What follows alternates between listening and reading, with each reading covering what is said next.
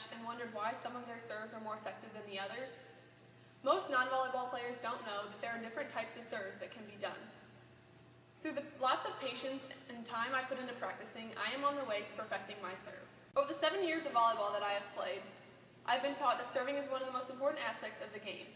If you serve it into the net and not into the court, you're giving the team a free unearned point. I have worked on serving for many hours at each practice that I have attended over the 7 years. Through the use of demonstration, I'm going to show you how to do an overhand serve, an underhand serve, a float serve, and a topspin serve. I'm going to show you as a right-handed hitter.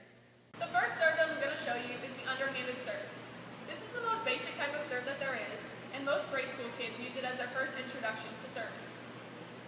What you do is put your left foot in front, right by the line, and your right foot behind you. And remember, I'm doing this as a right-handed person. As a left-handed person, you would do the opposite with your right leg in front.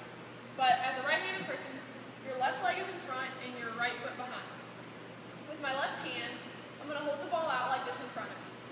With my right hand, I'm going to make a fist and pull it back like a pendulum. And you need to get your body into it, and you lean back, and you go like this and swing through it. And you keep this hand out, and don't toss the ball, you just hold it right there in front of you. So this is how it looks. This creates a very high, lofty serve, and is very easy to return, as it is mostly used in grade school. So this is what it looks like one more time. Next serve I'm going to show you is the overhanded serve. You see this more in high school, as it goes right over the plane of the net and is much harder to return than the underhanded serve.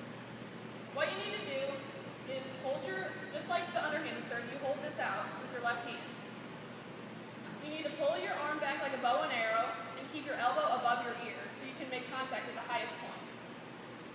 So as you pull it back, you need to again step with your left foot, and the toss is very important. The toss needs to be in front of you. If it's behind you, it'll be a lofty serve.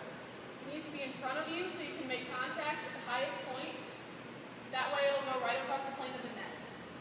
So this is what it looks like. You need to swing through as hard as you can and pull your arm to your hip as fast as you can and snap your wrist. And wherever your hips are facing is where the ball is going to go. So if I'm trying to serve to a person in the back left corner, I'm going to aim my arm and my hips to that person. To where if I'm trying to face the back right corner, I'm going to make my hips and my arm face that way. So this is what it looks like again. Now I'm going to show you the jump float serve. This is the most effective serve to me because as a passer it's the hardest to return. It's called the float because it floats and you don't really know which way it's going to change direction at what time.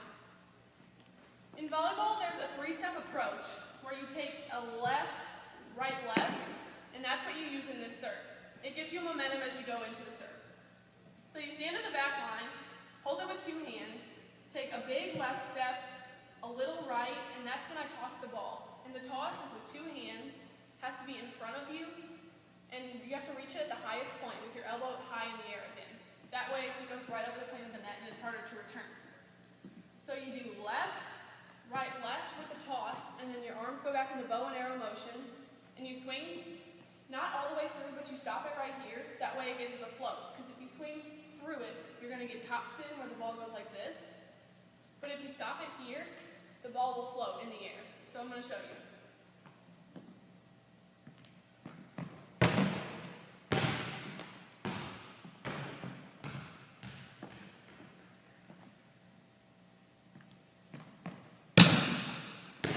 The last serve I'm going to show you is the jump topspin serve. This is seen at college level volleyball, and the topspin comes like this and usually drops right in front of the passer, and that's why it's hard to get to it. For this one, you need to get a lot of momentum, so you need to stand all the way back here. As a right-handed person, you toss the ball with your right hand, and the toss on this one is the most important part of the entire serve. The toss needs to be about this high, and it has to be perfect placement, because if it's behind you, you're not going to be able to get it because you're going to be running forward with your momentum going that way. So the toss has to be very high and timed just right into your three-step approach, which we just did in the last serve. So once again, we're going to take a left, right, left, but this time your arms need to be swinging back so you can get momentum to jump up high with both your feet. With the swing, you need to reach it at the highest point and swing through as fast as you can and snap your wrist and and bring it down to your hip. And then once again, your hips, wherever they're facing, is where the ball is going to go. So if I want to go to the left corner, I face my hips that way. If I want to go to the right corner, I face my hips to that corner. So this is what it looks like.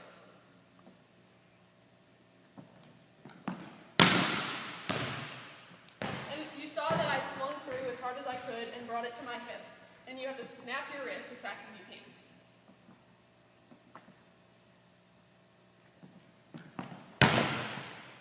I just showed you 4 different types of serves. I showed you the underhanded serve, the overhanded serve, my favorite, the float serve,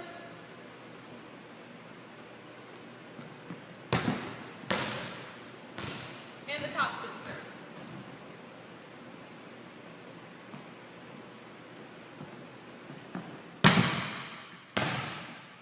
So now, hopefully, when you go to a volleyball game, you'll know what each type of serve is and why it's effective.